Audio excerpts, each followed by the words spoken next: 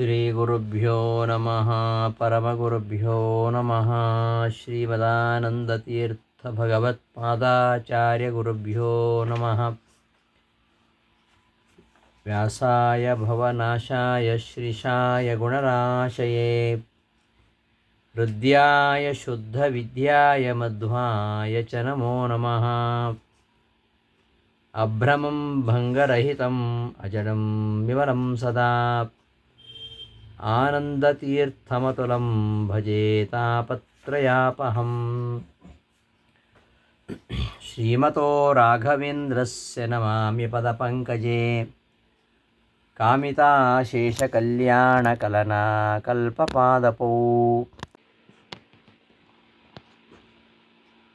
ಅಜ್ಞಾನತಿಮಿರಚ್ಛೇದಂ ಬುದ್ಧಿಸಂಪತ್ಪ್ರದಾಯಕಂ ವಿಜ್ಞಾನವಿಮಲಂ ಶಾಂತಂ ವಿಜಯಾಖ್ಯಗುರುಂ ಭಜೆ ತಪಸ್ವಾಧ್ಯಾಯಶುಶ್ರೂಷಾ ಕೃಷ್ಣಪೂಜಾರತಂ ಮುನಿಂ ವಿಶ್ವೇಶಮಿಷ್ಟದಂ ವಂದೇ ಪರಿವ್ರಾಟ್ ಚಕ್ರವರ್ತಿಂ. ಶ್ರೀ ಗುರುಭ್ಯೋ ನಮಃ. ವಾಯುಸ್ತುತಿಯ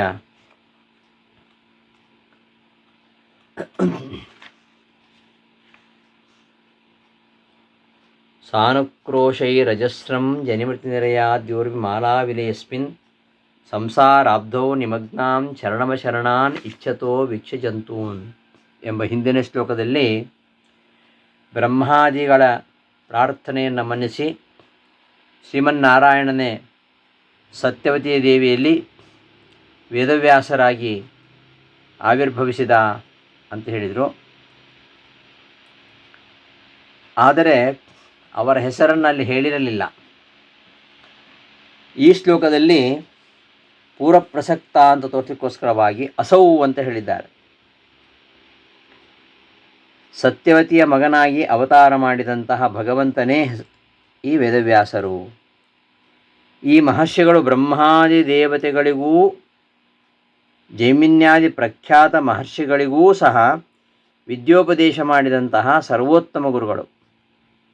ಇವರೇ ಗುರುತಮರಾದ್ದರಿಂದ ಇವರಿಗೆ ವಿದ್ಯೆ ಕಲಿಸಿದಂತಹ ಬೇರೊಬ್ಬ ಗುರುಗಳು ಬೇರೆ ಯಾರಿಲ್ಲ. ಅವರು ಸ್ವಯಂ ಗುರುಗಳು. ಅದು ಹೇಗೆ ಸಾಧ್ಯ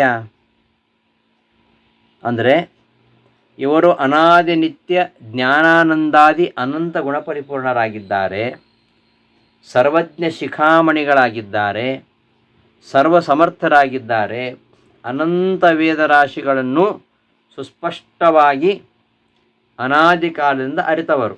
ಅಷ್ಟು ಮಾತ್ರ ಅಲ್ಲ, ಅನಂತ ವೇದರಾಶಿಗಳು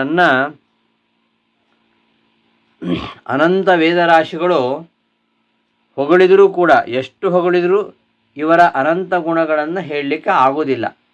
ಯಥೋವಾಚೋ ನಿವರ್ತಂತೆ ಅಪ್ರಾಪ್ಯ ಮನಸಾ ಸಹ ಅಂತ ಹೇಳುತ್ತೆ. ಇವರ ಅನಂತ ಗುಣಗಳನ್ನು ಹೇಳಲಾರದೆ ಸೋತು ಹೋದುವು ಅಂತ. ಇಂತಹ ವೇದವ್ಯಾಸರು ಅನಂತ ವೇದರಾಶಿಗಳ ಅರ್ಥವನ್ನು ಚೆನ್ನಾಗಿ ಬಲ್ಲವರು ಅಂತ ನಾವು ಹೇಳಬೇಕಾಗಿಲ್ಲ, ಚೆನ್ನಾಗಿ ಬಲ್ಲವರೇ. ಇಂತಹ ವೇದವ್ಯಾಸರು ಸೂತ್ರಗಳನ್ನು ರಚನೆ ಮಾಡ್ತಾರೆ.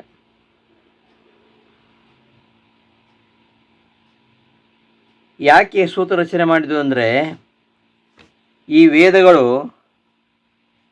ಈ ಕುರುಡರ ಕೈಗೆ ಅಮೂಲ್ಯವಾದ ಮಾಣಿಕ್ಯ ಸಿಕ್ಕಿದ ಹಾಗೆ ಕುರುಡರ ಕೈಗೆ ಮಾಣಿಕ್ಯಗಳನ್ನು ಕೊಟ್ಟು ಒಳ್ಳೆಯ ಮಾಣಿಕ್ಯ ಹಾರ ಮಾಡಲಿಕ್ಕೆ ಹೇಳಿದರೆ ಅವರೇನು ಮಾಡ್ತಾರೆ? ಆ ರತ್ನಗಳ ಒಂದು ಅಂದ ಚಂದ ಗೊತ್ತಿಲ್ಲ ಅವರಿಗೆ. ಕೈ ಸಿಕ್ಕಿದ ಹಾಗೆ ಮನಸ್ಸಿಗೆ ಬಂದಾಗಿ ಪೋಣಿಸಿ ಕೆಲಸಕ್ಕೆ ಬಾರದ ಹಾರದವನ್ನಾಗಿ ಮಾಡ್ತಾರೆ. ಹಾಗೆ ಅಮೋಘವಾಗಿರತಕ್ಕಂತಹ ವೇದಗಳು ಈ ಕುರುಡರಂತೆ ಜ್ಞಾನಹೀನರಾಗಿರ್ತಕ್ಕಂತಹ ಅಯೋಗ್ಯರಾಗಿರ್ತಕ್ಕಂತಹ ಏನು ಜನ ಇದ್ದಾರೆ ಅವರ ಕೈಗೆ ಸಿಕ್ಕಿಬಿಟ್ಟು, ಅಂತಹ ಅಮೋಘವಾದಂತಹ ವೇದಗಳು ಇವರಿಗೆ ಕೈಗೆ ಸಿಕ್ಕಿದ್ದರಿಂದ ಇವರು ಕೆಲಸಕ್ಕೆ ಬಾರದ ಹಾಗೆ ತಪ್ಪು ಅರ್ಥಗಳನ್ನು ಕಲ್ಪಿಸಿ ಆ ವೇದಗಳ ನಿಜವಾದ ಅರ್ಥ ಏನು ಅದನ್ನು ತಿಳಿಯದ ಹಾಗೆ ಮಾಡಿಬಿಟ್ರು. ಪಾಪ ಯೋಗ್ಯರಾದ ಜನರು ಅರ್ಥ ತಿಳಿಲಿಕ್ಕೆ ಆಗದೆ ಅವರು ದುರ್ಮಾರ್ಗಕ್ಕೆ ಹೋಗ್ತಾ ಇದ್ದಾರೆ. ಅವರನ್ನು ದುರ್ಮಾರ್ಗದಿಂದ ತಪ್ಪಿಸಿ ಮತ್ತು ಸನ್ಮಾರ್ಗಕ್ಕೆ ತರಲಿಕ್ಕೋಸ್ಕರವಾಗಿ ವೇದವ್ಯಾಸರಾಗಿ ಅವತಾರ ಮಾಡಿ ಈ ವೇದಗಳ ಎಲ್ಲ ಶಾಖೆಗಳ ಒಂದು ವಿಶಿಷ್ಟವಾಗಿರತಕ್ಕಂತಹ ಅರ್ಥಗಳನ್ನು ಕೇವಲ 564 ಸೂತ್ರಗಳಲ್ಲಿ ಹೇಳಿಬಿಡ್ತಾರೆ. ಅದನ್ನೇ ನಾವು ಬ್ರಹ್ಮಸೂತ್ರ ಅಂತ ಕರಿತೀವಿ. ವೇದಾರ್ಥಗಳನ್ನು ಯಥಾರ್ಥವಾಗಿ ತಿಳಿದುಕೊಂಡು ಬ್ರಹ್ಮ ಸಾಕ್ಷಾತ್ಕಾರವನ್ನು ಪಡೆದು ಈ ಸಂಸಾರ ಸಾಗರ ಏನಿದೆ ಇದನ್ನು ದಾಟಿ ಮೋಕ್ಷವನ್ನು ಪಡಿಬೇಕೆಂಬ ಅಧಿಕಾರಿ ಜನರಿಗೋಸ್ಕರ ಬ್ರಹ್ಮಸೂತ್ರವೆಂಬ ನಿರ್ಣಾಯಕ ಶಾಸ್ತ್ರವನ್ನು ಇವರು ರಚನೆ ಮಾಡಿದರು. ಇದನ್ನು ಬೇರೆ ಯಾರೂ ರಚನೆ ಮಾಡಲಿಕ್ಕೆ ಸಾಧ್ಯ ಇಲ್ಲ. ಆದರೆ ಈ ಶಾಸ್ತ್ರವು ಸರಿಯಾದ ಅರ್ಥವಾಗಬೇಕಾದರೆ ಆ ವೇದವ್ಯಾಸರ ಅನುಗ್ರಹ ಬೇಕು. ಅವರ ಅನುಗ್ರಹ ಆಗಬೇಕಾದರೆ ಮಧ್ವಾಚಾರ್ಯ ಅನುಗ್ರಹ ಬೇಕು. ಆದ ಕಾರಣ ಹೇ ಮಧ್ವಾಚಾರ್ಯರೇ, ನಿಮ್ಮ ಅಂತರ್ಗತರಾಗಿರತಕ್ಕಂತಹ ವೇದವ್ಯಾಸ ದೇವರನ್ನು ಅಪರೋಕ್ಷ ಜ್ಞಾನ ಲಾಭಕ್ಕೋಸ್ಕರವಾಗಿ ನಿರಂತರವಾಗಿ ಭಕ್ತಿಪೂರ್ವಕವಾಗಿ ನಮಸ್ಕಾರ ಮಾಡ್ತಾ ಇದ್ದೇನೆ, ನನ್ನನ್ನು ಉದ್ಧಾರ ಮಾಡಿ ಅಂತ ಹಿಂದಿನ ಶ್ಲೋಕದಲ್ಲಿ ತ್ರಿವಿಕ್ರಮಠಾಚಾರ್ಯರು ಕೇಳಿಕೊಂಡಿದ್ದಾರೆ. ಅಂತಹ ಯಾವ ಬ್ರಹ್ಮಸೂತ್ರ ಭಾಷ್ಯದ ರಚನೆಗೋಸ್ಕರವಾಗಿ ಅದರ ಒಂದು ಮಹತ್ವ ಅದನ್ನು ನಿರೂಪಿಸಬೇಕು.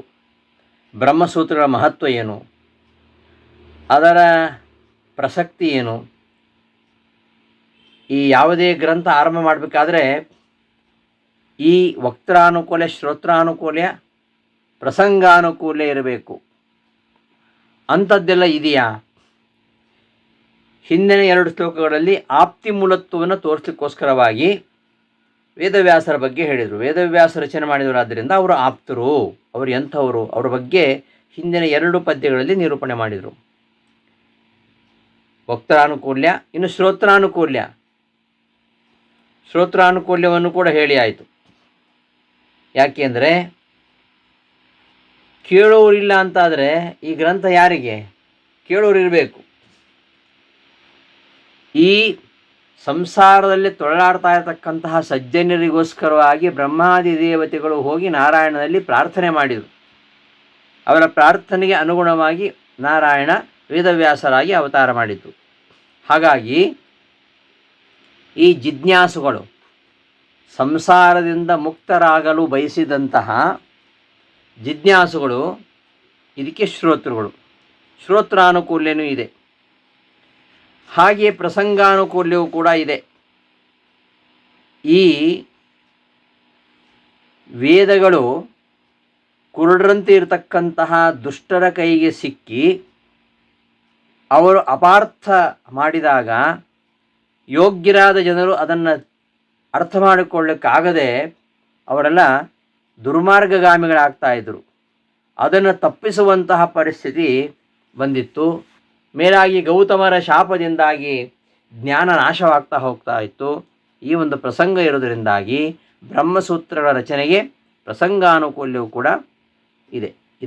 ಇದೆಲ್ಲವನ್ನು ಕೂಡ ಹಿಂದಿನ 2 ಶ್ಲೋಕಗಳಲ್ಲಿ ನಿರೂಪಣೆ ಮಾಡಿ ಆ ಒಂದು ಬ್ರಹ್ಮಸೂತ್ರಕ್ಕೆ ಮಧ್ವಾಚಾರ್ಯರು ಭಾಷ್ಯ ರಚನೆ ಮಾಡಿದರು. ಅದನ್ನು ಈ ಪದ್ಯದಲ್ಲಿ ಹೇಳಿಕೊಟ್ಟಿದ್ದಾರೆ. ಬ್ರಹ್ಮಸೂತ್ರ ರಚನೆ ಮಾಡಿರತಕ್ಕಂತಹ ವೇದವ್ಯಾಸರೇ, ನಿಮಗೆ ಅಂದರೆ ಮಧ್ವಾಚಾರ್ಯರಿಗೆ ಸೂತ್ರಗಳ ಸರಿಯಾದ ಅರ್ಥವನ್ನು ತಿಳಿಸುವ ಭಾಷ್ಯವನ್ನು ರಚಿಸುವಂತೆ ನೀವು ಆಜ್ಞಾಪಿಸಿದ್ದರಿಂದಾಗಿ ನೀವು ಭಾಷ್ಯ ರಚನೆಯನ್ನು ಮಾಡಿದಿರಿ. ವೇದವ್ಯಾಸರು ಅಪ್ಪಣೆ ಮಾಡಿದ್ದರಿಂದಾಗಿ ಮಧ್ವಾಚಾರ್ಯರು ಭಾಷ್ಯವನ್ನು ಬರೆದರು.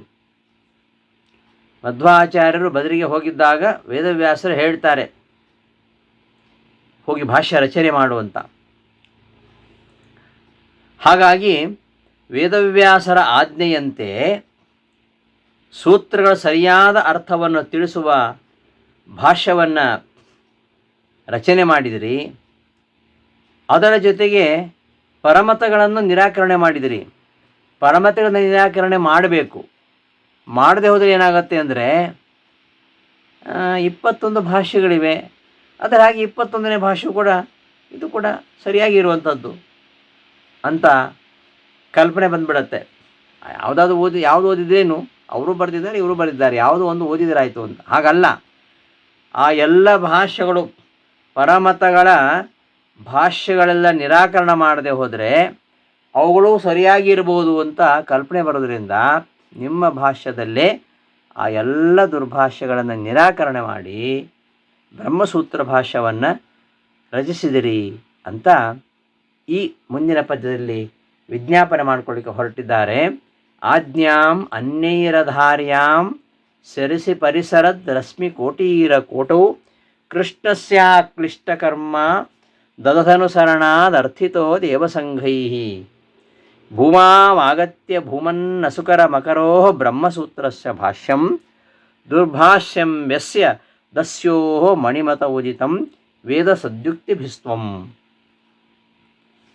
ಈ ಪದ್ಯದ ಪದಗಳ ವಿಭಾಗವನ್ನು ನೋಡೋಣ. ಆಜ್ಞಾಂ ಅನ್ಯೈಃ ಅಧಾರ್ಯಾಂ ಶಿರಸಿ ಪರಿಸರದ್ ರಶ್ಮಿಕೋಟೀರ ಕೋಟೌ ಕೃಷ್ಣಸ್ಯ ಅಕ್ಲಿಷ್ಟಕರ್ಮ ದದತ್ ಅನುಸರಣಾತ್ ಅರ್ಥಿತಃ ದೇವಸಂಘೈಃ ಭೂಮೌ ಆಗತ್ಯ ಭೂಮನ್ ಅಸುಕರಂ ಅಕರೋಃ ಬ್ರಹ್ಮಸೂತ್ರಸ್ಯ ಭಾಷ್ಯಂ ದುರ್ಭಾಷ್ಯಂ ವ್ಯಸ್ಯ ದಸ್ಯೋಃ ಮಣಿಮತಃ ಉದಿತಂ ವೇದಸದ್ಯುಕ್ತಿಭಿಃ ತ್ವಂ. ಇದು ಈ ಪದ್ಯದ ಪದಚ್ಛೇದ.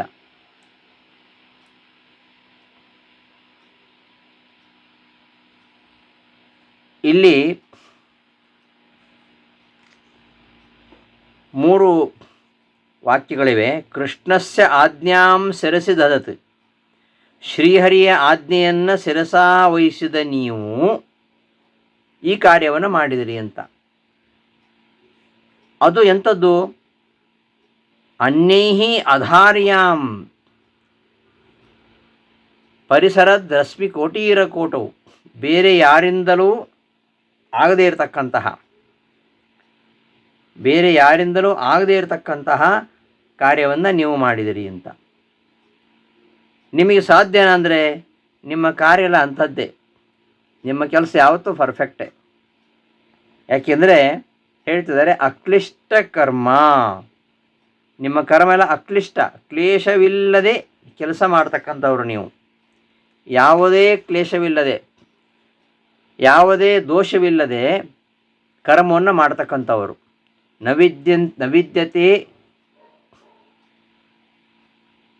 ನವಿದ್ಯಂತೆ ಕ್ಲೇಶಕರಾಣಿ ಕರ್ಮಾಣಿ ಯಸ್ಯ ಸಹ, ಯಾವುದೇ ಕ್ಲೇಶಗಳಿಲ್ಲದೆ ಆಯಾಸವಿಲ್ಲದೆ ಎಲ್ಲ ಕೆಲಸಗಳನ್ನು ಮಾಡತಕ್ಕಂಥವ್ರು ನೀವು. ಆದ್ದರಿಂದ ನೀವು ಅಕ್ಲಿಷ್ಟ ಕರ್ಮ, ನಿಮ್ಮಿಂದ ಮಾತ್ರ ಈ ಕಾರ್ಯವನ್ನು ಮಾಡಲಿಕ್ಕೆ ಸಾಧ್ಯ, ಇನ್ಯಾರಿಗೂ ಸಾಧ್ಯ ಇಲ್ಲ.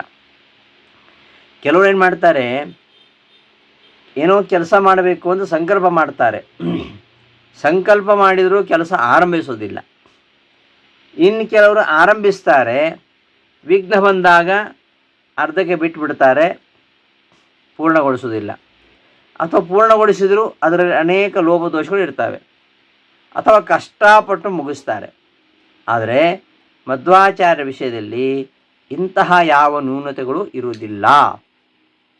ಆದ್ದರಿಂದ ನೀವು ಅಕ್ಲಿಷ್ಟ ಕರ್ಮ, ಯಾವ ಕ್ಲೇಶವೂ ಇಲ್ಲ, ಯಾವ ಕಷ್ಟವೂ ಇಲ್ಲ, ಯಾವ ದೋಷವೂ ಇಲ್ಲ. ಅಷ್ಟು ಮಾತ್ರ ಅಲ್ಲ, ಏನು ದೋಷಪೂರ್ಣವಾಗಿರತಕ್ಕಂತಹ ಒಂದು ಕಾರ್ಯವನ್ನು ಒಂದು ವೇಳೆ ಮಾಡಿದರೆ ಅದನ್ನು ಪಠಿಸತಕ್ಕಂಥವರು, ಅದನ್ನು ಅಧ್ಯಯನ ಮಾಡತಕ್ಕಂಥವರಿಗೆ ಅನಿಷ್ಟ ಉಂಟಾಗ್ಬೋದು. ಆದರೆ ನೀವು ಮಾಡುವ ಕಾರ್ಯದಿಂದ ನಿಮಗೂ ಅನಿಷ್ಟ ಇಲ್ಲ, ನಿಮಗೂ ಮಾಡಲಿಕ್ಕೆ ಕಷ್ಟ ಇಲ್ಲ, ಯಾವ ಆಯಾಸವಿಲ್ಲ. ಅದನ್ನು ಯಾರು ಅನುಸರಣೆ ಮಾಡ್ತಾರೆ ಅವರಿಗೆ ಅದರಿಂದ ಯಾವ ಅನಿಷ್ಟವಾಗುವುದಿಲ್ಲ. ಇದಿಷ್ಟು ಅಕ್ಲಿಷ್ಟ ಕರ್ಮ ಅನ್ನೋದಕ್ಕೆ ಅರ್ಥ. ಇಂತಹ ನೀವು ಆ ಪರಮಾತ್ಮನ ಒಂದು ಆದೇಶದಂತೆ ನೀವು ಈ ಕಾರ್ಯವನ್ನು ಮಾಡಿದಿರಿ. ಅನ್ಯೈರಧಾರ್ಯಾಂ ಅನುಸರಣಾದ್ ಅರ್ಥಿತಃ. ಅದು ಹೇಳ್ತಾರಲ್ಲ, ಭಗವದಾಜ್ಞಾಂ ಶಿರಸಿ ಪರಮಾದರೇಣ ಅನರ್ಘ್ಯ ಶಿರೋರತ್ನವನ್ನಿಧಾಯ ತಥಾ ಅಶೇಷ ದೇವತಾ ಪ್ರಾರ್ಥನಾಂ ಹಾರವಧೃತಿ ನಿಧಾಯ.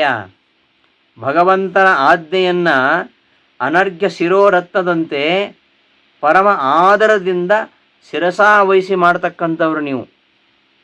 ನಿಮಗೆ ಭಗವಂತನಲ್ಲಿ ಎಷ್ಟು ಭಕ್ತಿ ಅತಿಶಯ ನೋಡಿ. ಅದನ್ನು ಪ್ರಾತಸಂಕಲ್ಪದಲ್ಲಿ ವಾಯುದೇವರನ್ನು ಕುರಿತು ಹೇಳ್ತಾರೆ ರಾಯರು. ಭಗವಂತನಲ್ಲಿ ವಾಯುದೇವರಿಗಿರ್ತಕ್ಕಂಥ ಭಕ್ತಿ ಅತಿಶಯ ಅದನ್ನು ಹೇಳ್ತಾ ಇರೋದು. ಭಗವದಾಜ್ಞಾಂ ಶಿರಸಿ ಪರಮಾದರೇಣ ಅನರ್ಘ್ಯ ಶಿರೋರತ್ನವನ್ ಶಿರಸಿ ನಿಧಾಯ. ಭಗವಂತನ ಆಜ್ಞೆಯನ್ನು ಅನರ್ಘ್ಯ ಶಿರೋರತ್ನದಂತೆ ಅತ್ಯಂತ ಆದರದಿಂದ ಶಿರಸಾವಹಿಸಿ ಮಾಡತಕ್ಕಂಥವ್ರು ನೀವು. ಅಂತಹ ಭಗವಂತನ ಆದೇಶದಂತೆ ಆ ರುದ್ರಾದಿ ದೇವತೆಗಳನ್ನು ಪ್ರಾರ್ಥನೆ ಮಾಡಿದ್ರಲ್ಲ, ಅವರ ಪ್ರಾರ್ಥನೆಯಂತೆ ಭಗವಂತ ಮಧ್ವಾಚಾರ್ಯರಿಗೆ ವಾಯುದೇವರಿಗೆ ಅಪ್ಪಣೆ ಮಾಡಿದ ಭೂಮಿಯಲ್ಲಿ ಹೋಗಿ ಅವತಾರ ಮಾಡುವಂಥ.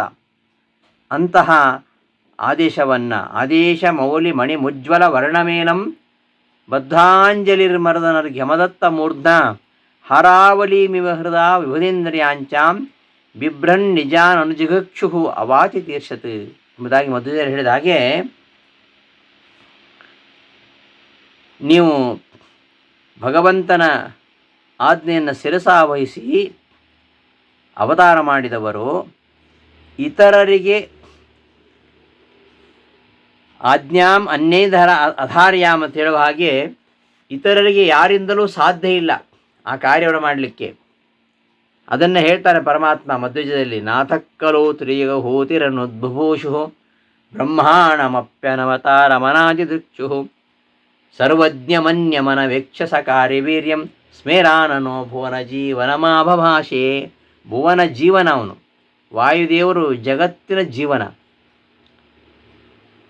ಅಂತಹ ಈ ವಾಯುದೇವರನ್ನು ಕುರಿತು ಹೇಳ್ತಾನೆ ಪರಮಾತ್ಮ. ವಿಷ್ಣು ಕಲಿಯುಗದಲ್ಲಿ ಅವತಾರ ಮಾಡುವ ಹಾಗಿಲ್ಲ, ಬ್ರಹ್ಮದೇವರಿಗೆ ಅವತಾರವಿಲ್ಲ, ಅವರಿಗೆ ಅಪ್ಪಣೆ ಮಾಡುವ ಹಾಗಿಲ್ಲ. ರುದ್ರಾದಿ ದೇವತೆಗಳಿಗೆ ಅಜ್ಞಾನದ ಬಾಧೆ ಇದೆ, ದೈತ್ಯ ಬಾಧೆ ಇದೆ, ಆದ್ದರಿಂದ ಅವ್ರಿಗೂ ಹೇಳಲಿಕ್ಕಾಗಲ್ಲ. ಆದ್ದರಿಂದ ವಾಯುದೇವರನ್ನು ಬಿಟ್ಟರೆ ಬೇರೆ ಯಾರೂ ಸರ್ವಜ್ಞರಿಲ್ಲ. ಆದ್ದರಿಂದಲೇ ವಾಯುದೇವರಿಗೆ ಪರಮಾತ್ಮ ಆಜ್ಞೆ ಮಾಡಿದ್ದಾನೆ. ಅಂತಹ ಪರಮಾತ್ಮನ ಆಜ್ಞೆ ವಾಯುದೇವರಿಗೆ ಮತ್ತು ಬೇರೆಯವರಿಗೆ ಮಾಡಲಿಕ್ಕೆ ಸಾಧ್ಯ ಇಲ್ಲ. ಅದು ಬೇರೆ ಯಾರಿಂದಲೂ ಅದು ಸಾಧ್ಯ ಇಲ್ಲ. ಆದ್ದರಿಂದ ಆ ಕಾರ್ಯವನ್ನು ವಾಯುದೇವರೇ ಮಾಡಬೇಕಾದವರು. ಅದಕ್ಕೋಸ್ಕರವಾಗಿ ಅಂತಹ ಪರಮಾತ್ಮನ ಆಜ್ಞೆಯನ್ನು ಶಿರಸಾವಹಿಸಿ ಅವತಾರ ಮಾಡಿ ಆ ಭಾಷ್ಯವನ್ನು ರಚನೆ ಮಾಡಿದಿರಿ. ಬ್ರಹ್ಮಸೂತ್ರಕ್ಕೆ ಭಾಷ್ಯವನ್ನು ಬರೀಬೇಕಾದರೆ ವೇದಗಳ ಅರ್ಥವನ್ನು ಚೆನ್ನಾಗಿ ನಿರ್ಣಯಿಸಲಿಕ್ಕೆ ಗೊತ್ತಿರಬೇಕು. ಅದಕ್ಕೆ ಬೇಕಾಗಿರತಕ್ಕಂತಹ ಯುಕ್ತಿಗಳು ಇರಬೇಕು. ಅವುಗಳನ್ನು ವಿವರಿಸಬೇಕಾದರೆ ಭಾಷ್ಯಕಾರರಿಗೆ ಅನಂತ ವೇದಗಳ ಜ್ಞಾನ ಮೊದಲಿರಬೇಕು. ಈ ಅರ್ಥಗಳನ್ನು ಸಮರ್ಥಕ್ಕೆ ಏನು ಯುಕ್ತಿಗಳನ್ನು ವೇದವ್ಯಾಸರು ಹೇಳಿದ್ದಾರೆ, ಅವರಿಗೆ ಸಮ್ಮತವಾಗಿರತಕ್ಕಂತಹ ಯುಕ್ತಿಗಳು ಯಾವುವು, ಸಮ್ಮತವಲ್ಲದ ಯುಕ್ತಿಗಳು ಯಾವುವು, ಹೇಗೆ, ಯಾಕೆ ಅಸಮ್ಮತ ಇತ್ಯಾದಿ ಎಲ್ಲ ತಿಳ್ಕೊಂಡಿರಬೇಕು. ಎಲ್ಲ ವಿಚಾರಗಳನ್ನು ಮಧ್ವಾಚಾರ್ಯರು ಸಾಕ್ಷಾತ್ ವೇದವ್ಯಾಸರಿಂದಲೇ ಅವುಗಳ ಅರ್ಥವನ್ನು ತಿಳಿದುಕೊಂಡು ಅವರ ಅಪ್ಪಣೆ ಮೇರೆಗೆ ಭಾಷ್ಯ ಬರೆದು ಅಸುಕರ. ಈ ದೃಷ್ಟಿಯಿಂದ ಅಸುಕರ ಅಂತ ಹೇಳ್ತಾರೆ. ಮತ್ತೆ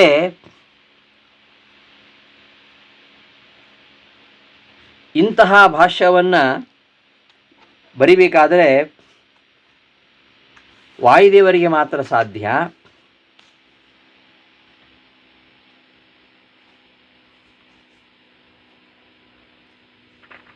ಅದಕ್ಕೋಸ್ಕರವಾಗಿ ಇಲ್ಲಿ ಕೃಷ್ಣಸ್ಯ ಅಕ್ಲಿಷ್ಟಕರ್ಮ, ಆ ಪರಮಾತ್ಮನ ಅಕ್ಲಿಷ್ಟಕರ್ಮ. ಕೃಷ್ಣ ಅಂತ ಹೇಳಿದ್ದಾರೆ. ಕೃಷ್ಣ ಅಂದರೆ ನಾರಾಯಣ. ಕೃಷ್ಣ ಅದಕ್ಕೆ ನಾರಾಯಣ ಅಂತ ಅರ್ಥ ಇಟ್ಕೋಬೇಕು. ಭಾಗವತದಲ್ಲಿ ಬರುತ್ತೆ ಅದು. ಕೃಷ್ಣ ಶಬ್ದಕ್ಕೆ ನಾರಾಯಣ ಅಂತ ಅರ್ಥ ಹೇಳ್ತಾರೆ ಅಲ್ಲಿ. ಅಂತಹ ಪರಮಾತ್ಮನ ಆಜ್ಞೆಯನ್ನು ಶಿರಸಾವಹಿಸಿ ನೀವು ಭಾಷ್ಯವನ್ನು ರಚನೆ ಮಾಡಿ, ದುರ್ಭಾಷ್ಯಂ ಯಸ್ಯ ದಸ್ಯ, ಆ ದಸ್ಯೋಹೋ ಆ ಮಣಿಮಂತನ ದುರ್ಭಾಷ್ಯವನ್ನು ನಿರಾಕರಣೆ ಮಾಡಿದಿರಿ, ಬ್ರಹ್ಮಸೂತ್ರ ಭಾಷ್ಯವನ್ನು ರಚನೆ ಮಾಡಿದಿರಿ ಅಂತ ಇಷ್ಟು ವಿಚಾರಗಳು ಈ ಪದ್ಯದಲ್ಲಿವೆ. ಮೊದಲೇದ್ದು ಶ್ರೀಹರಿಯ ಆಜ್ಞೆಯನ್ನು ಶಿರಸಾವಹಿಸಿದರು ಅಂತ. ಆಮೇಲೆ ದೇವತೆಗಳಿಂದ ವಿನಯಪೂರ್ವಕವಾಗಿ ಪ್ರಾರ್ಥಿತರಾದರು ಅಂತ. ಮತ್ತು ಸಕಲ ಕಾರ್ಯ ದಕ್ಷರು ನೀವೇ ಅಂತ. ಅಂತಹ ನೀವೇ ಅವತಾರ ಮಾಡಬೇಕು, ಕಲಿಯುಗದಲ್ಲಿ ನೀವೇ ಅವತಾರ ಮಾಡಬೇಕು, ಮತ್ತು ನೀವೇ ದುರ್ಭಾಷ್ಯವನ್ನು ನಿರಾಕರಣೆ ಮಾಡಬೇಕು, ನೀವೇ ಬ್ರಹ್ಮಸೂತ್ರ ಭಾಷ್ಯವನ್ನು ಬರೀಬೇಕು. 6 ಅಂಶಗಳಿವೆ ಇದರಲ್ಲಿ. ಈ ಪದ್ಯದಲ್ಲಿ ಹರಿಯ ಆಜ್ಞೆಯನ್ನು ಶಿರಸಾವಹಿಸಿದ್ದು, ದೇವತೆಗಳಿಂದ ವಿನಯಪೂರ್ವಕವಾಗಿ ಪ್ರಾರ್ಥಿತರಾದದ್ದು, ಸಕಲ ಕಾರ್ಯಗಳಿಗೂ ಇವರೇ ದಕ್ಷರು, ಇವರೇ ಭೂಮಿಯಲ್ಲಿ ಕಲಿಯುಗದಲ್ಲಿ ಅವತಾರ ಮಾಡಬೇಕಾದವರು, ದುರ್ಭಾಷ್ಯಗಳನ್ನು ನಿರಾಕರಣೆ ಮಾಡಬೇಕಾದವರು, ಬ್ರಹ್ಮಸೂತ್ರ ಭಾಷ್ಯವನ್ನು ರಚನೆ ಮಾಡಬೇಕಾದವರು. ಇಷ್ಟು ಅಂಶಗಳನ್ನು ಈ ಪದ್ಯದಲ್ಲಿ ಅಡಗಿಸಿದ್ದಾರೆ. ಆಜ್ಞಾಂ ಅನ್ಯೈರಧಾರ್ಯಾಂ ಸೆರೆಸಿ ಪರಿಸರದ್ ರಶ್ಮಿಕೋಟೀರ ಕೋಟೌ ಕೃಷ್ಣಸ್ಯ ಕ್ಲಿಷ್ಟಕರ್ಮ ದದನುಸರಣಾದರ್ಥಿತೋ ದೇವಸಂಘೈ. ಭೂಮೌ ಆಗತ್ಯ, ನೀವೇ ಭೂಮಿಯಲ್ಲಿ ಅವತಾರ ಮಾಡಬೇಕು. ಅಸುಕರ ಮಕರೋಹೋ ಬ್ರಹ್ಮಸೂತ್ರಸ್ಯ ಭಾಷ್ಯಂ, ನೀವೇ ಬ್ರಹ್ಮಸೂತ್ರಕ್ಕೆ ಭಾಷ್ಯ ರಚನೆ ಮಾಡಬೇಕು, ಬೇರೆ ಯಾರಿಂದಲೂ ಸಾಧ್ಯ ಇಲ್ಲ. ಅಂಥ ಭಾಷ್ಯವನ್ನು ರಚನೆ ಮಾಡಿದವರು ಅಂತ ಈ ಪದ್ಯದಲ್ಲಿ ನಿರೂಪಣೆ ಮಾಡ್ತಾ ಇದ್ದಾರೆ. ಇದು ಅಸುಕರವಾದದ್ದು, ಸುಕರ ಅಲ್ಲ. ಸುಕರ ಅಂದರೆ ಸುಲಭವಾಗಿ ಮಾಡಲಿಕ್ಕೆ ನಿಮ್ಮಿಂದ ಮಾತ್ರ ಸಾಧ್ಯ. ಅಸುಕರ ಮಕರೋಹ ಬ್ರಹ್ಮಸೂತ್ರಸ್ಯ ಭಾಷ್ಯಂ, ಸುಲಭವಾಗಿ ಮಾಡಲು ಸಾಧ್ಯವಾದದ್ದು ಸುಕರ, ಅದಕ್ಕೆ ವಿರುದ್ಧವಾದದ್ದು ಅಸುಕರ ಅಂದರೆ ಸುಲಭವಲ್ಲದ, ಕಷ್ಟ ಸಾಧ್ಯವಾದ ಅಂತ ಅರ್ಥ. ಆದರೂ ಚೆನ್ನಾಗಿ ಮಾಡಿದ್ದಾರೆ ಮಧ್ವಾಚಾರ್ಯರು, ಅದನ್ನು ಇಲ್ಲಿ ಹೇಳ್ತಾ ಇದ್ದಾರೆ. ಅಸುಕರವಾಗಿದ್ದರೂ ಕೂಡ ಬಹಳ ಚೆನ್ನಾಗಿ ಮಾಡಿದ್ದೀರಿ ಎಂಬುದನ್ನು ಹೇಳ್ತಿದ್ದಾರೆ. ಈ ಒಂದು ಪದ್ಯದ ಅನ್ವಯಾನುಸಾರ ಅರ್ಥವನ್ನು ನೋಡ್ತಾ ಹೋಗೋಣ. ಹೇ ಭೂಮನ್ ಕೃಷ್ಣಸ್ಯ ಅನ್ಯೈಃ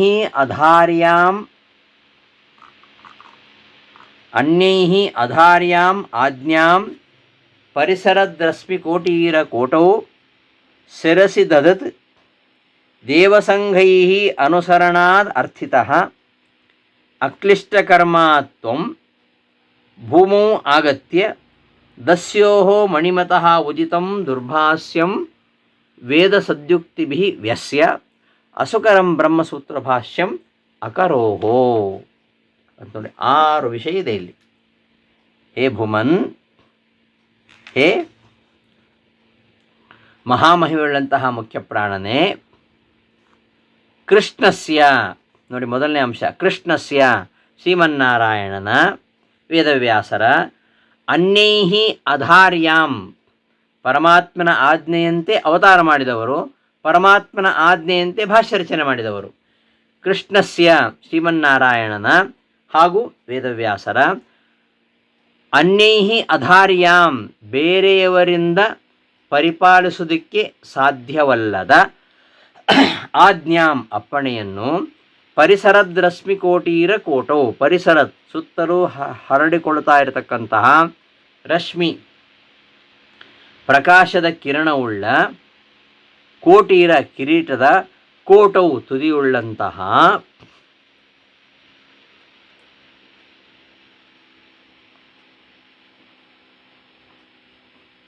ಶಿರಸಿ ತಲೆಯಲ್ಲಿ, ದಧತ್ ಅನರ್ಘ್ಯ ಶಿರೋರತ್ನದಂತೆ ಪರಮಾದರದಿಂದ ಧರಿಸಿದವರು ಅಂತ.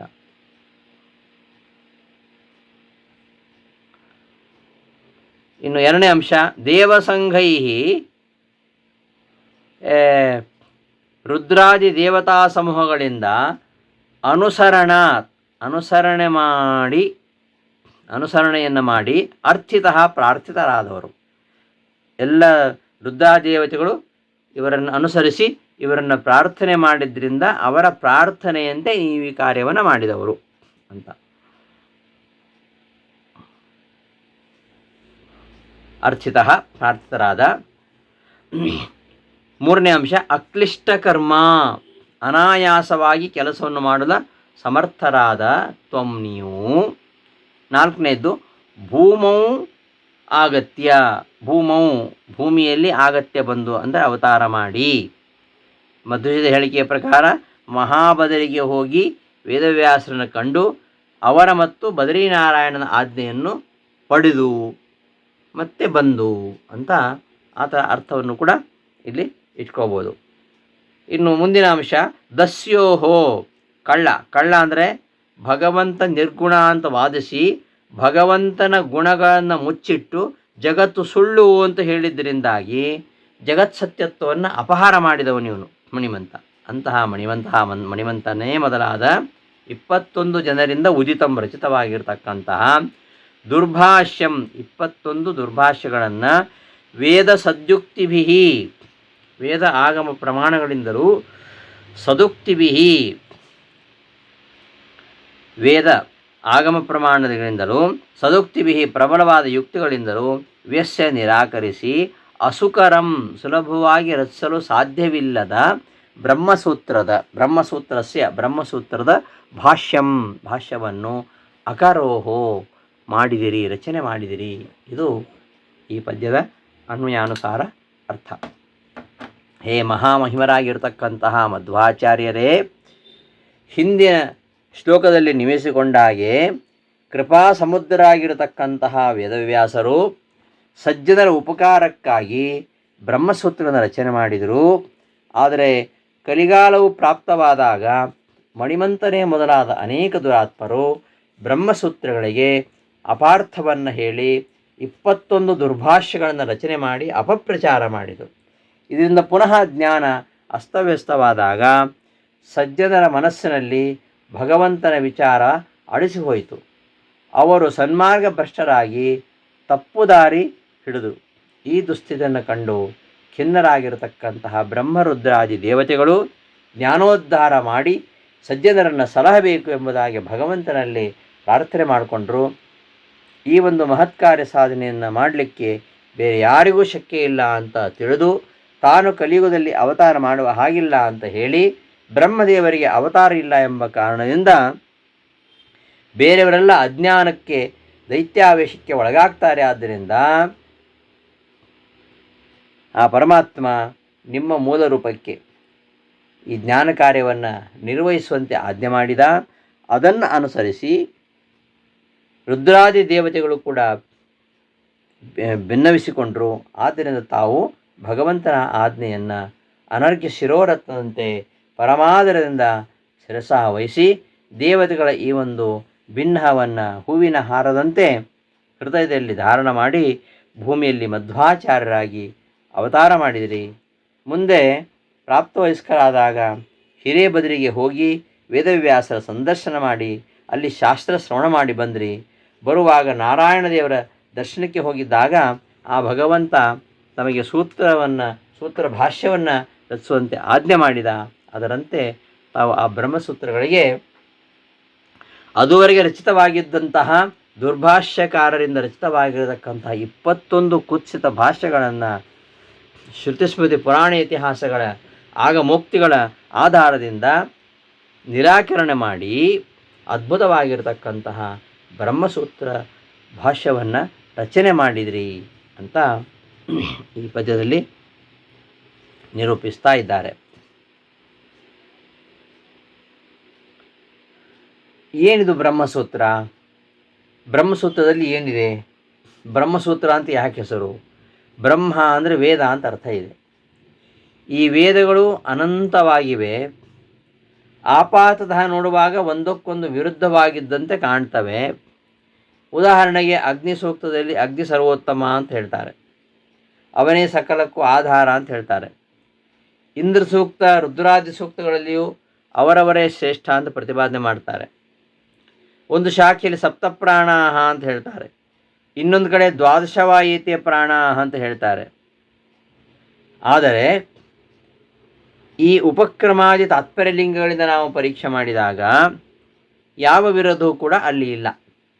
ಅದನ್ನು ಸ್ಥಾಪನೆ ಮಾಡಿ ವೇದಗಳಲ್ಲಿ ಹೇಳಿದಂತಹ ಏನು ವಿಚಾರ ಇದೆ ಅದನ್ನು ನಿರ್ಣಯಿಸುವಂತಹ ಒಂದು ಶಾಸ್ತ್ರ, ಅದಕ್ಕೆ ಬ್ರಹ್ಮಸೂತ್ರ ಅಂತ ಹೇಳ್ತಾರೆ. ಇದರಲ್ಲಿ ಪೂರ್ತಿ ಈ ಗ್ರಂಥದಲ್ಲಿ ಪೂರ್ವಪಕ್ಷ ಸಮಾಧಾನ ಪ್ರಶ್ನೋತ್ತರ ರೂಪವಾಗಿ ಇದೆ.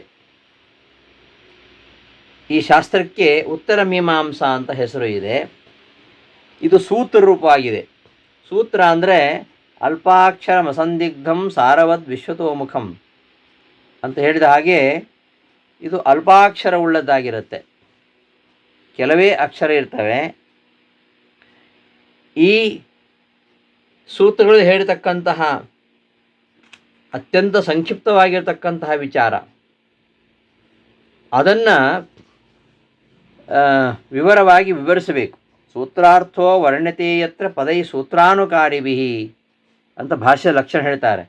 ಭಾಷೆ ಆಗಬೇಕಾದ್ರೆ ಆ ಸೂತ್ರ ಅರ್ಥವನ್ನು ಸೂತ್ರಾನುಸಾರವಾಗಿ ಅರ್ಥೈಸ್ತಾ ಹೋಗಬೇಕು. ಅಂತಹ ಗ್ರಂಥಕ್ಕೆ ಭಾಷ್ಯ ಅಂತ ಹೇಳ್ತಾರೆ. ಅಂತಹ ಬ್ರಹ್ಮಸೂತ್ರ, ಅದಕ್ಕೆ ಭಾಷ್ಯ, ಅದಕ್ಕೆ 4 ಅಧ್ಯಾಯಗಳಿವೆ. 4 ಅಧ್ಯಾಯಗಳಿವೆ, 4 ಪಾದಗಳಿವೆ. ಯಾವ್ಯಾವ ಅಧ್ಯಾಯದಲ್ಲಿ ಯಾವ್ಯಾವ ಪಾದದಲ್ಲಿ ಏನೇನು ವಿಚಾರ ಬಂದಿದೆ ಎಂಬುದನ್ನು ಅಲ್ಲೆಲ್ಲ ಹೇಳಿದ್ದಾರೆ. ಇಂತಹ ಬ್ರಹ್ಮಸೂತ್ರ ಭಾಷ್ಯಕ್ಕೆ ವಕ್ತರಾನುಕೂಲ್ಯ, ಶ್ರೋತ್ರಾನುಕೂಲ್ಯ, ಪ್ರಸಂಗಾನುಕೂಲ್ಯ ಈ 3 ಹೇಳಬೇಕಾಗಿತ್ತು. ಅದನ್ನು ಈ ಪದ್ಯದಲ್ಲಿ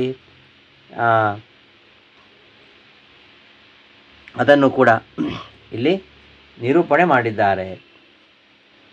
ಈ ಯಾವುದೇ ಒಂದು ಪ್ರಮಾಣ ಅಂತ ಆಗಬೇಕಾದ್ರೆ ಅಲ್ಲಿ ಈ 3 ವಿಧವಾಗಿರ್ತಕ್ಕಂತಹ ಆನುಕೂಲ್ಯ ಇರಬೇಕು. 3 ವಿಧವಾಗಿರ್ತಕ್ಕಂತಹ ಪ್ರಾಮಾಣ್ಯಂ ತ್ರಿವಿಧಂ ಮಹತ್ ಅಂತ ಅನುವ್ಯಾಖ್ಯಾನದಲ್ಲಿ ಆಚಾರ್ಯ ಹೇಳ್ತಾರೆ. ಆಪ್ತವಾಕ್ಯತೆಯ ತೇನ ಶ್ರುತಿಮೂಲತೆಯ ತಥಾ ಯುಕ್ತಿಮೂಲತೆಯ ಚೈವ ಪ್ರಾಮಾಣ್ಯಂ ತ್ರಿವಿಧಂ ಮಹತ್. ಇದು ಅನುವ್ಯಾಖ್ಯಾನದಲ್ಲಿ ಮಧ್ವಾಚಾರ್ಯ ಹೇಳ್ತಾರೆ. ಈ ಅನುವ್ಯಾಖ್ಯಾನಕ್ಕೆ ನ್ಯಾಯಸುಧಾ ಎಂಬ ಟೀಕೆಯನ್ನು ಜಯತೀರ್ಥರು ಬರೆದವರು. ಇಂತಹ ಅನುವ್ಯಾಖ್ಯಾನದಲ್ಲಿ ಆರಂಭದಲ್ಲಿ ಬ್ರಹ್ಮಸೂತ್ರಗಳಿಗೆ ಪ್ರಾಮಾಣ್ಯವನ್ನು 3 ವಿಧವಾಗಿ ಸಮರ್ಥನೆ ಮಾಡ್ತಾರೆ ಮಧ್ವಾಚಾರ್ಯರು. ಒಂದು ಆಪ್ತವಾಕ್ಯತೆಯ, ಆಪ್ತರು ಹೇಳಿದ ವಾಕ್ಯ ಆಗಿರಬೇಕು. ಆಪ್ತರು ಹೇಳಿದ ವಾಕ್ಯ ಆಗಿರಬೇಕು, ವೇದಕ್ಕೆ ಅನುಕೂಲವಾಗಿರಬೇಕು ಮತ್ತು ಯುಕ್ತಿ ಸಂಗತವಾಗಿರಬೇಕು ಅಂತ ಅಷ್ಟೇ, ಬೇರೇನಲ್ಲ. ಈ ಆಪ್ತ ವಾಕ್ಯತ್ವ ಹೇಳ್ತಕ್ಕಂಥವರು ಆಪ್ತರು ಆಗಿದ್ದರೆ ಅವರ ಮಾತು ಆಪ್ತವಾಕ್ಯ ಆಗುತ್ತೆ. ಈ ಆಪ್ತವಾಕ್ಯತ್ವ ಅದು ವಕ್ತಾನುಕೂಲ, ಶ್ರೋತ್ರಾನುಕೂಲ, ಪ್ರಸಂಗಾನುಕೂಲ ಎಂಬ ಗುಣಗಳನ್ನು ಹೊಂದಿರುತ್ತೆ. ಹೇಳುವವನೇ ಅಯೋಗ್ಯನಾಗಿದ್ದರೆ ಅವನ ಮಾತಿಗೆ ಬೆಲೆ ಇಲ್ಲ, ಪ್ರಾಮಾಣ್ಯವೂ ಇರುವುದಿಲ್ಲ. ಹೇಳುವವನು ನಿರ್ದುಷ್ಟನಾಗಿ ಸರ್ವಜ್ಞನಾಗಿದ್ದರೆ ಅವನ ಮಾತು ಪ್ರಮಾಣವಾಗ್ತದೆ. ಇದನ್ನೇ ವಕ್ತಾನುಕೂಲ್ಯ ಅಂತ ಹೇಳೋದು. ಇನ್ನು ವೇದವ್ಯಾಸರೇ ತಾಮಸ ಜನರನ್ನು ಉದ್ದೇಶಿಸಿ ಲಿಂಗಶೈವಾದಿ ಪುರಾಣನ ಬರೆದಿದ್ದಾರೆ. ಇಲ್ಲಿ ಭಕ್ತರುಗಳು ವೇದವ್ಯಾಸರೇ ಆದರೂ ಕೂಡ ಪುರಾಣಗಳನ್ನು ಕೇಳ್ತಕ್ಕಂತಹ ಶ್ರೋತೃಗಳು ಅವರು ತಾಮಸರಾದ್ದರಿಂದ ಅಂತಹ ಪುರಾಣಗಳಿಗೆ ಪ್ರಾಮಾಣ್ಯ ಇರುವುದಿಲ್ಲ. ವಕ್ತೃಗಳ ಹಾಗೆ ಶ್ರೋತೃಗಳು ಕೂಡ ಶುದ್ಧರಾಗಿರಬೇಕು, ಆಗ ಪ್ರಾಮಾಣ್ಯ ಸಿದ್ಧಿಸುತ್ತೆ. ಇದಕ್ಕೆ ಶ್ರೋತ್ರಾನುಕೂಲ್ಯ ಅಂತಾರೆ. ಇನ್ನು ಪ್ರಸಂಗಾನುಕೂಲ್ಯ, ಹೇಳಬೇಕಾದ ಪ್ರಸಕ್ತಿ ಇರಬೇಕು, ಸಂದರ್ಭ ಯೋಗ್ಯವಾಗಿರಬೇಕು. ಈ ಕಲಿ ರುದ್ರದೇವರಲ್ಲಿ ಆವಿಷ್ಟರಾಗಿ ಪಾಶುಪತಾಸ್ತ್ರವನ್ನು ರಚನೆ ಮಾಡ್ತಾನೆ. ಅಲ್ಲಿ ಕಲಿಯ ಆವೇಶವಿದ್ದುದರಿಂದ ಅಲ್ಲಿ ಪ್ರಸಂಗಾನುಕೂಲ್ಯ ಇಲ್ಲ. ವಿಷ್ಣು ಬುದ್ಧನಾಗಿ ಜಿನಾದಿ ದೈತ್ಯರನ್ನು ಮೋಹಿಸಿ ಜಗತ್ತೆಲ್ಲ ಕ್ಷಣಿಕ, ವೇದ ಅಪ್ರಮಾಣ ಅಂತ ಬೋಧಿಸ್ತಾನೆ.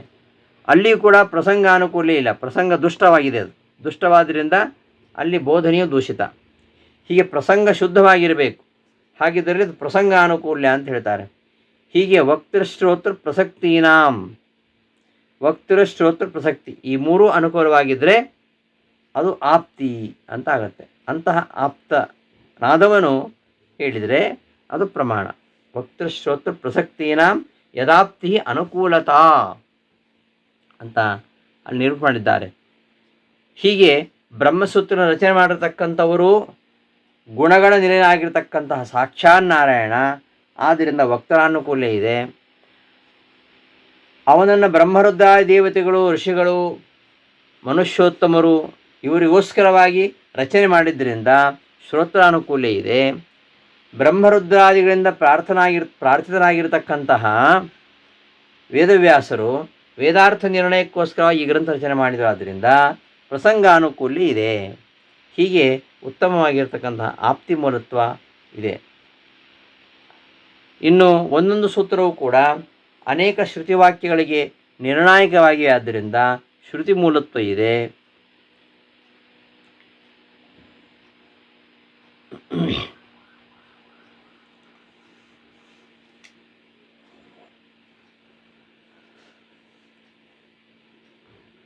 ಮತ್ತು ಈ ಗ್ರಂಥದಲ್ಲಿರತಕ್ಕಂತಹ ಎಲ್ಲ ಅಧಿಕರಣಗಳು ಬೇರೆ ಬೇರೆ ಪ್ರಮೇಯಗಳನ್ನು ಪೂರ್ವಪಕ್ಷ, ಸಿದ್ಧಾಂತ ಈ ತರಹ ವಿಚಾರಪೂರ್ವಕವಾಗಿ ನಿರ್ಣಯ ಮಾಡ್ತವೆ. ಹೀಗೆ ಯುಕ್ತಿ ಮೂಲಕವಾಗಿಯೂ ಇಲ್ಲಿ ನಿರ್ಣಯ ಮಾಡೋದ್ರಿಂದ ಯುಕ್ತಿ ಮೂಲತ್ವ ಕೂಡ ಇದೆ. ಹೀಗೆ ಬ್ರಹ್ಮಸೂತ್ರಗಳು ವೇದಾದಿ ಸಕಲ ಶಾಸ್ತ್ರಗಳಲ್ಲಿ ಪ್ರತಿಪಾದಿತವಾದ ಸಕಲ ಸಿದ್ಧಾಂತಗಳು ಏನಿವೆ ಅವುಗಳಿಗೆ ಇದಮಿತ್ತಂ ಎಂಬುದಾಗಿ ನಿರ್ಣಯವನ್ನು ಮಾಡೋದರಿಂದಾಗಿ ಇದಕ್ಕೆ ನಿರ್ಣಾಯಕ ಶಾಸ್ತ್ರ ಅಂತ ಹೇಳ್ತಾರೆ. ಇಂತಹ ಒಂದು ನಿರ್ಣಾಯಕ ಶಾಸ್ತ್ರಕ್ಕೆ ಅದು ಎಂತಹ ಪ್ರಾಮಾಣ್ಯ ಅಂತ ಆಚಾರ್ಯ ಹೇಳ್ತಾರೆ. ಅಥೋ ನೈತಾದೃಶಂ ಕಿಂಚಿತ್ ಪ್ರಮಾಣತಮಂ ವಿಷ್ಯತೆ. ಇದಕ್ಕೆ ಸಮಾನವಾದ ಅತ್ಯಂತ ಪ್ರಮಾಣವಾದ ಗ್ರಂಥ ಬೇರೆ ಯಾವುದೂ ಇಲ್ಲ ಅಂತ. ಬ್ರಹ್ಮಸೂತ್ರಕ್ಕೆ ಸಮಾನವಾಗಿರ್ತಕ್ಕಂತಹ ಪ್ರಮಾಣ ಗ್ರಂಥ ಬೇರೆ ಯಾವುದೂ ಇಲ್ಲ ಅಂತ ಸ್ವತಃ ಅನುವ್ಯಾಖ್ಯಾನದಲ್ಲಿ ಆಚಾರ್ಯರು ಹೇಳ್ತಾರೆ. ಅತಃ ನೈತಾದೃಶಂ ಕಿಂಚಿತ್ ಪ್ರಮಾಣತಮಂ ವಿಷ್ಯತೆ. ಅಂತಹ ಒಂದು ಬ್ರಹ್ಮಸೂತ್ರ, ಪ್ರಮಾಣವಾಗಿರ್ತಕ್ಕಂಥ ಬ್ರಹ್ಮಸೂತ್ರಕ್ಕೆ ಭಾಷ್ಯವನ್ನು ನೀವು ರಚನೆ ಮಾಡಿದಿರಿ ಅಂತ ಇಲ್ಲಿ ಈ ಪದ್ಯದಲ್ಲಿ ನಿರೂಪಣೆ ಮಾಡ್ತಾ ಇದ್ದಾರೆ.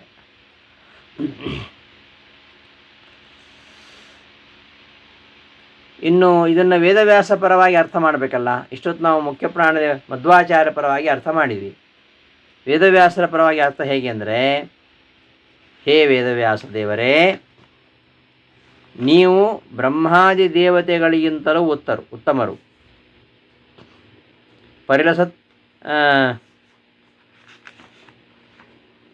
ಪರಿಸರತ್ ರಶ್ಮಿ ಕೋಟೀರಕೋಟವು ಸರ್ವ ವಿಷಯದಲ್ಲಿಯೂ ಸಂಚರಿಸ್ತಕ್ಕಂತಹ ರಶ್ಮಿ, ಜ್ಞಾನರಶ್ಮಿಯುಳ್ಳ ಬ್ರಹ್ಮಾದಿ ದೇವತೆಗಳಿಗೆ ಕೋಟೀರ, ಕಿರೀಟ ಸ್ಥಾನೀಯರಾದ, ಭೂಮನ್ ಪೂರ್ಣರಾದ, ಮಣಿ ಅಂದರೆ ರತ್ನದಂತೆ, ಮತೆ ಮಣಿಮತೆ ಮಾಡ್ಕೋಬೇಕು. ಮಣಿಮತೆ ರತ್ನದ ಪ್ರಕಾಶತಕ್ಕಂತಹ ಬುದ್ಧಿ ಉಳ್ಳಂತಹ ಮಣಿಮತಃ ಬುದ್ಧಿಯುಳ್ಳಂತಹ ವೇದವ್ಯಾಸರೇ. ಆ ಅರ್ಥದಲ್ಲಿ ಮಣಿಮತ ಅಂದರೆ ಮಣಿಮತ ದೈತ್ಯ. ಇಲ್ಲಿ ಮಣಿಮತ ಅಂದರೆ ವೇದವ್ಯಾಸರು. ಹೇಗೆ ಮಣಿಮತೆ ಅಂದರೆ ರತ್ನದಂತೆ ಪ್ರಕಾಶಮಾನವಾಗಿರತಕ್ಕಂತಹ ಬುದ್ಧಿ ಉಳ್ಳ ವೇದವ್ಯಾಸರೇ. ಅನ್ಯೈಹಿ ಅಧಾರ್ಯಾಂ, ಇತರರಿಂದ ಧರಿಸಲು ಸಾಧ್ಯವಿಲ್ಲದ ಅನಂತ ವೇದಗಳಲ್ವಾ. ಅನಂತ ವೇದಗಳನ್ನು ಯಾರು ಧರಿಸಲಿಕ್ಕಾಗತ್ತೆ? ಪ್ರತಿಯೊಬ್ಬರು ಅವರವ್ರ ಶಾಖಾಧ್ಯಯನವನ್ನೇ ಮಾಡಲಿಕ್ಕಾಗಲ್ಲ. ಅವರವರ ಶಾಖೆಯ ಮಂತ್ರಗಳನ್ನೇ ಧಾರಣ ಮಾಡಲಿಕ್ಕಾಗಲ್ಲ. ಇನ್ನು ಅನಂತವಾಗಿರತಕ್ಕಂತಹ ವೇದಗಳು. ಆದ್ದರಿಂದ ಇತರರಿಂದ ಅಧಾರ್ಯಾಂ, ಧರಿಸಲು ನೆನಪಿಟ್ಟುಕೊಳ್ಳಲು ಸಾಧ್ಯವಿಲ್ಲದ ಕೃಷ್ಣಸ್ಯ ಆಜ್ಞಾಂ, ಕೃಷ್ಣನ ಆಜ್ಞೆ. ವೇದವ್ಯಾಸರಿಗೆ ಯಾರ ಕೃಷ್ಣನ ಆಜ್ಞೆ? ಶ್ರುತಿ ಹರೇರಾಜ್ಞೆ. ಶ್ರುತಿ ಸ್ಮೃತಿ ಎರಡು ಶ್ರೀಹರಿಯ ಆಜ್ಞೆಗಳು. ಕೃಷ್ಣಸ್ಯ ಆಜ್ಞಾಂ, ಶ್ರುತಿ ಹಾಗೂ ಸ್ಮೃತಿ ಇವೆರಡೂ ಹರಿಯ ಆಜ್ಞೆ, ಮೂಲರೂಪಿ ನಾರಾಯಣನ ಆಜ್ಞಾರೂಪವಾಗಿರತಕ್ಕಂತಹ ಶ್ರುತಿಯನ್ನು ದದತ್ ಮನಸ್ಸಿನಲ್ಲಿ ಧರಿಸಿದವರಾಗಿ, ಅಂದರೆ ಅನಂತ ವೇದಗಳ ಅರ್ಥವನ್ನು ತಿಳಿದವರಾಗಿ, ಅಕ್ಲಿಷ್ಟ ಕರ್ಮ ಕಷ್ಟವಿಲ್ಲದೆ ಅನಾಯಾಸವಾಗಿ ವ್ಯಾಪಾರ ಮಾಡುವ ತ್ವಂ ನೀವು ದೇವಸಂಗೈ ಬ್ರಹ್ಮಾದಿ ದೇವತೆಗಳ ಸಮೂಹಗಳಿಂದ ಅನುಸರಣೆ ಮಾಡಿ ಅರ್ಥಿತ ಸನ್ ಪ್ರಾರ್ಥಿತರಾಗಿ ಭೂಮು ಆಗತ್ಯ ಭೂಮಿಗೆ ಬಂದು ಅವತರಿಸಿ ಅಂತ ಅರ್ಥ. ಅವತರಿಸಿ ದಸ್ಯೋಹೋ ಉಜಿತಂ ಶತ್ರುಗಳಾದ ಸಾಂಖ್ಯಾದಿ ದುರ್ವಾದಿಗಳಿಂದ ಹೇಳಲ್ಪಟ್ಟ ದುರ್ಭಾಷ್ಯಂ ದುಷ್ಟವಾದ ಪ್ರಕೃತಿ ಕರ್ತೃತ್ವಾದಿ ವಿಷಯವುಳ್ಳ ಗ್ರಂಥ ಸಮೂಹವನ್ನು ವೇದ ಸದ್ಯುಕ್ತಿಭಿ ವೇದಗಳಿಂದಲೂ ನಿರ್ದುಷ್ಟ ಯುಕ್ತಿಗಳಿಂದಲೂ ವ್ಯಸ್ಯ ನಿರಾಕರಣೆ ಮಾಡಿ ಕೋಟವು ಉತ್ಕೃಷ್ಟವೂ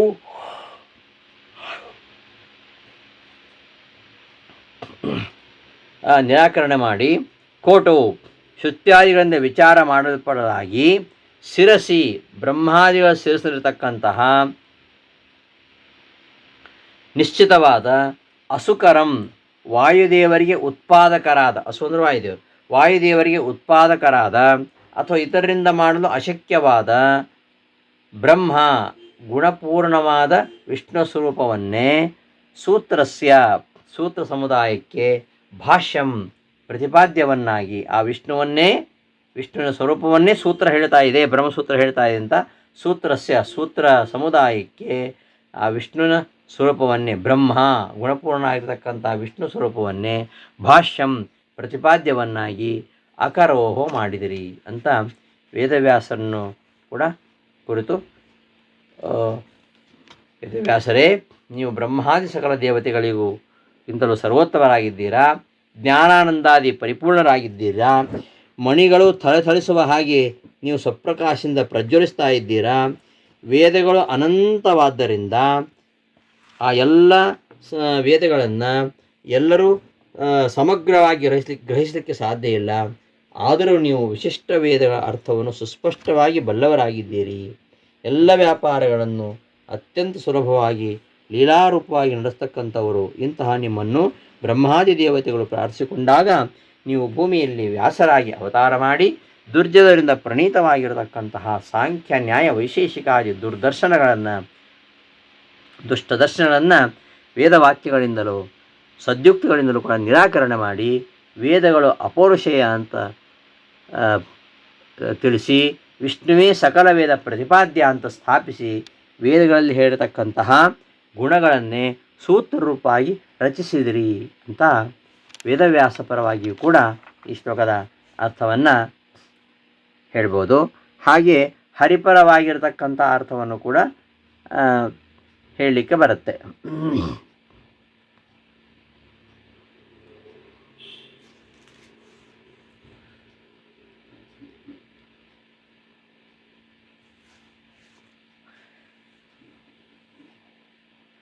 ಪರಿಸರದ್ ರಶ್ಮಿಕೋಟೀರ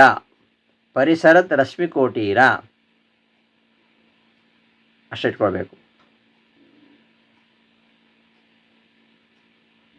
ಮಣಿಮತ ಉದಿತಂ ಮಣಿಯಂತೆ ಪ್ರಕಾಶಿಸುವ ಬುದ್ಧಿ ಉಳ್ಳವರೇ.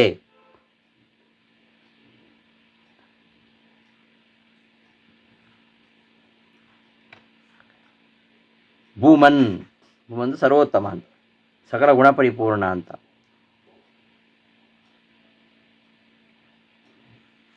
ಅಂತಹ ನೀವು ಅಸುಕರಂ, ಅಸು ಅಂದರೆ ಪ್ರಾಣ, ಪ್ರಾಣಂ ಕರೋತೀತಿ ಅಸುಕರಃ, ಅಸುಂ ಕರೋತೀತಿ ಅಸುಕರಃ ಅಂದರೆ ವಾಯುವಿನ ಉತ್ಪತ್ತಿ ಕಾರಣರಾದವರು ನೀವು ಅಂತ. ಹೀಗೆ ಕೆಲವೇ ಪದಗಳನ್ನು ಇಟ್ಕೊಂಡು ಹರಿಪರವಾಗಿ ಅರ್ಥವನ್ನು ಕೂಡ ಹೇಳಲಿಕ್ಕೆ ಬರುತ್ತೆ.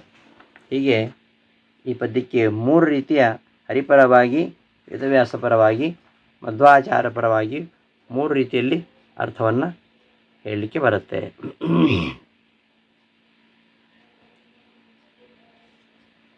ಇಷ್ಟು ಅರ್ಥಾನುಸಂಧಾನದೊಂದಿಗೆ ಈ 38ನೆಯ ಪದ್ಯದ ಅರ್ಥಾನುಸಂಧಾನದೊಂದಿಗೆ ಇಂದಿನ ಪಾಠವನ್ನು ಸಮಾಪ್ತಿಗೊಳಿಸೋಣ.